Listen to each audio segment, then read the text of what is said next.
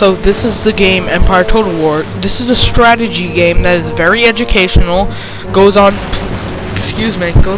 historical events and other things. So this game, I wouldn't recommend for children, but for responsible teenagers and up, yes. But this game is pretty competitive, and you need to be smart, and you have to control your country.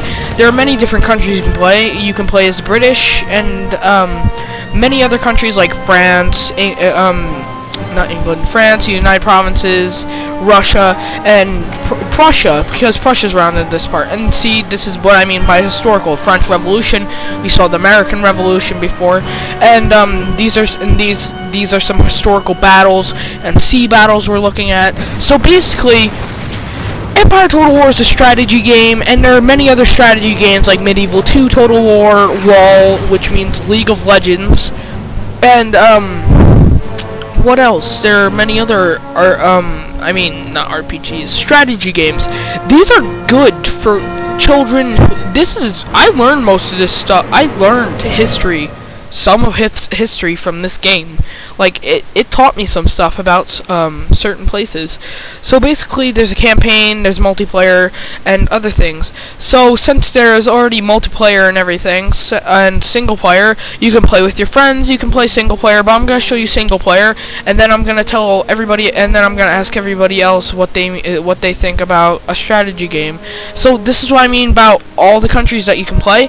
And there's also a game like this, Medieval 2 Total War, and this is just a strategy game that I'm showing because this is one of them that I have, and I just want to start this one up and show you like an example of a strategy game.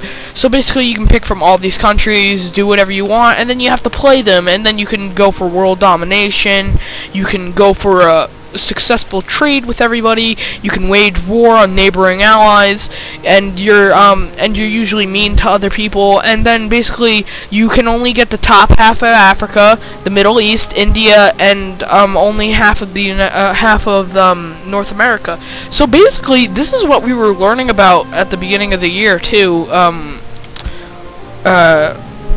And also you can get mods for this game that make it better, like the Civil War mod and stuff. So I'm gonna like show you with the British Empire what you can do with this game.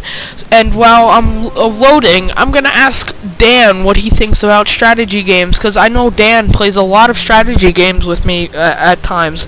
So Dan, what do you think about strategy games, and do you think they're good to play, and do you think they cause people to be violent? Well, they're good to play, but I don't think they cause people to be violent. Do you think they're educational? Well, most of them are historic, unless you do something out of order and invent helicopters in 1937. Well, that's Civilization 5, isn't it? Yes. So basically, this game is like what I mean by strategy. Like, you get to take over the world, you can do whatever you want. So you try to do whatever you want. So this is the British Empire that I'm playing as. Well, I'm not gonna play it, I'm just showing you like an example of a strategy game.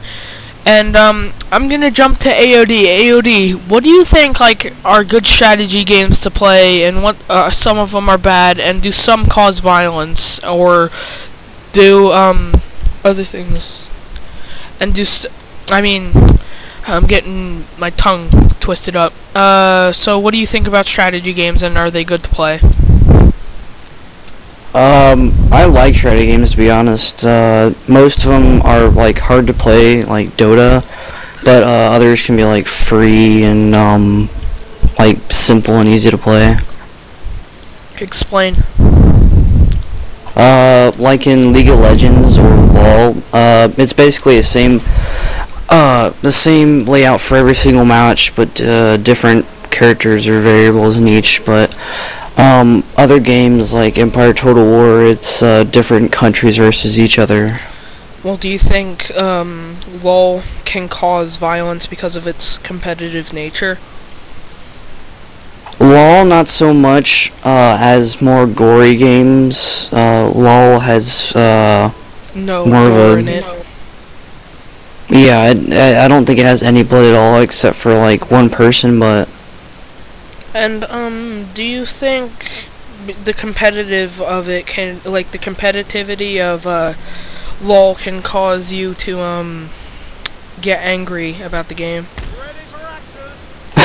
I've gotten angry plenty of times, but I don't think it'd make you go like murder kill someone. somebody. Yeah.